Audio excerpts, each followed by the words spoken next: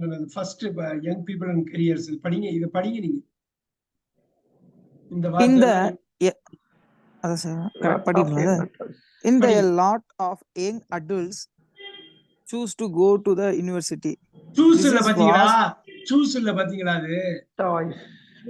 Choose இல்ல, chose. Choose Chose. Chose Chose. chose chose. chose to go to university. This was because you didn't have to for dash போட்டுங்க, university அப்புறமா நான் போட்டுக்கலாம். for university or college courses. It was also important to go to university if you wanted to get a good job. Today, many young people prefer to look for a job when they leave school or college. There are two for this. First, students now have to spend a lot of money for their university courses.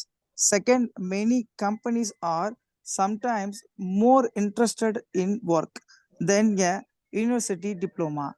This is a sad really, because universities are not just places for studying. There are also places where young people learn about a life and make a new friends. Often the friends we make at university are your friends for the of your life. Without a university, young people will miss having a wonderful experience.